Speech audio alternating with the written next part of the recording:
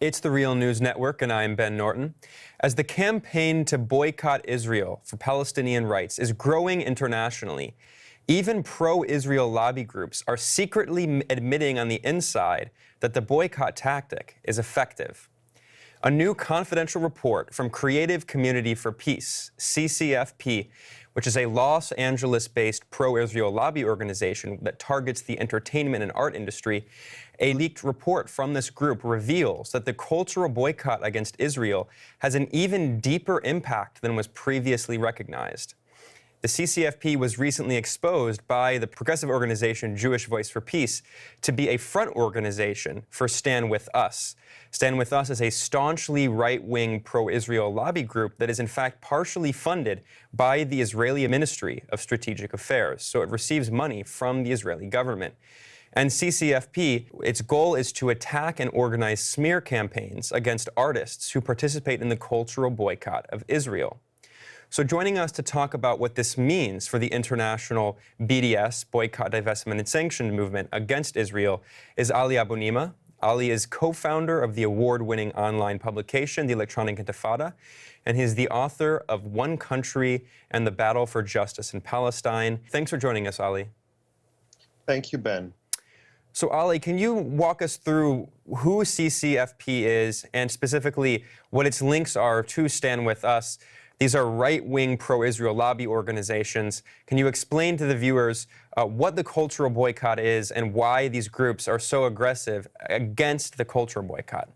CCFP, Creative Communities for Peace, poses as a sort of a non-profit peace group that tries to counter the cultural boycott of Israel by telling artists who have been approached by a Palestine rights campaigners and asked not to go to Israel. Then CCFP steps in and tries to tell them, music is the universal language and dialogue is better than boycotts. And so it tries to give this soft, lovey-dovey image that that it's a peace group and that it just wants everyone to come together in peace and love. The reality, as you've mentioned, is that it's a front for StandWithUs.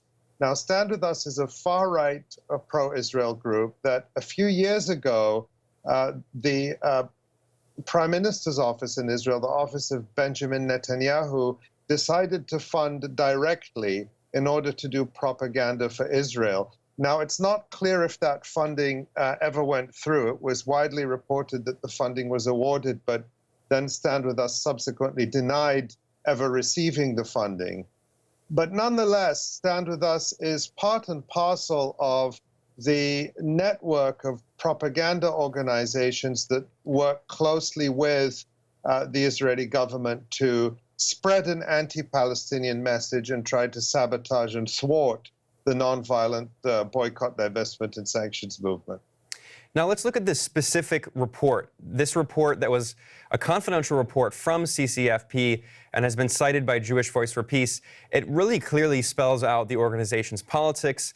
One of the things that the report does is condemn intersectionality, which is the idea that multiple systems of oppression are linked together. And specifically, the report is very critical of the fact that there are a lot of civil rights organizations and Black American organizations and feminist groups in the United States that are increasingly in solidarity with Palestine. In fact, CCFP describes the growing Black Palestine solidarity and the growing feminist support for Palestine as a, quote, troubling and growing trend.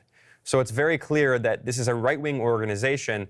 So can you talk about why this report was confidential and what CCFP has to hide? Right. Well, there's a couple of really important things there that need to be kind of teased out.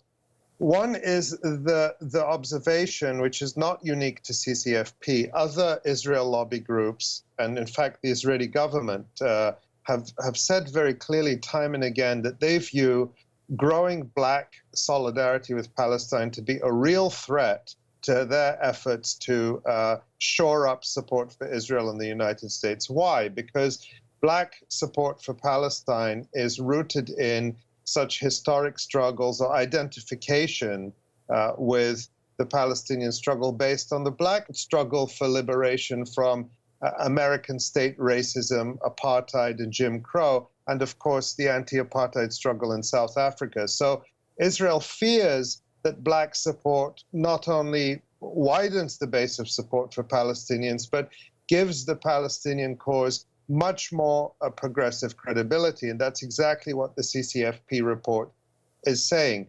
But you'll remember, Ben, that the recently leaked Al Jazeera film on the Israel lobby, in that film, you hear an Israeli official saying the same thing, that Black Lives Matter is a threat. Now, where this really concerns CCFP is that, because they're intent on fighting cultural boycott, is that they see many black cultural figures really being in the forefront of speaking out on Palestinian rights. And that's artists in the hip-hop community. It is also not just in music, but also in sports. We've seen NFL players refusing to go on propaganda junkets to Israel or speaking out for Palestinians. So they fear that black support for Palestine, combined with the willingness of black cultural figures to speak out, is really something very dangerous for Israel's efforts to whitewash its apartheid regime. Yeah, and then finally, can we talk maybe about some of the specific performances and cancellations from artists that CCFP have targeted? This report cites a few different incidents, including the German Pop Culture Festival. They also talk about a dance group called Batsheva. But we've also seen that in the past, CCFP has really gone after artists like Roger Waters and other pop stars who have canceled performances in Israel. Sometimes these artists like Roger Waters have explicitly done so in support of Palestinian rights. Sometimes other artists like Ariana Grande and others have not necessarily said it was because of the conflict in Israel-Palestine and the illegal occupation of the Palestinian territories, but it's clear that that was one of the reasons they canceled. So maybe can you talk about some of the specific artists that CCFP has targeted? Yeah, well, over the past year in general, we've seen a massive growth of the cultural boycott. We saw, just over a year ago, we saw Lorde, the New Zealand pop star, cancel a performance in Tel Aviv, which was huge international news. In the past year, we've seen Gilberto Gil, we've seen Shakira, and other big names refusing to go. And you mentioned the German Pop Culture Festival, where a number of bands refused to participate for the second or third year running in that festival because of sponsorship from the Israeli government. And we've seen literally hundreds of independent artists and bands and DJs stating publicly that they will abide by the boycott. All this has happened in the last year.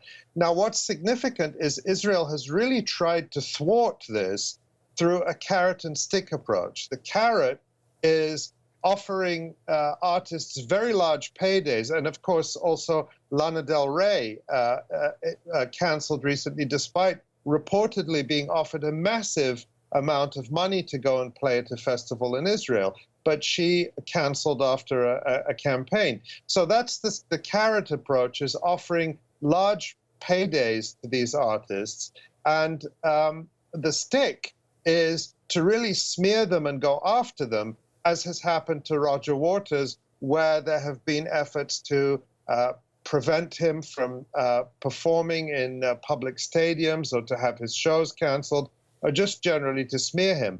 But what this report shows is that neither approach is working, neither the carrot nor the stick. And the report says very clearly that what they call the silent boycott is growing. You mentioned Ariana Grande and others, where they just refuse to go to Israel. They don't necessarily come out with a statement saying, I'm taking a stance in solidarity with the Palestinians. They just view Israel as toxic. They don't see it worth the public relations nightmare, or perhaps they even agree with the view that Palestinians should have full human rights, but they just don't want to say it. But for whatever reason, the silent boycott is seen by Israel as really an even bigger threat than let's call it the vocal boycott. And this was something that was also stated very clearly and explicitly in another leaked report, which was written by the ADL, the Anti-Defamation League, and the Israeli think tank, the Re'ut Institute, that also leaked last year and was published by the Electronic Intifada, where they said clearly that they view one of the biggest threats and one of the fastest growing threats to be the silent boycott. And by the way, that silent boycott is not just in terms of culture and music and art, but also academia and scientific research as well. Well, we'll have to end our conversation there. We were speaking with Ali Abunimah, who is an award-winning journalist and the co-founder of the Electronic Intifada. He is also the author of One Country and the Battle for Justice in Palestine. As always, thanks for joining us, Ali. My pleasure. Thank you, Ben. For the Real News Network, I'm Ben Norton.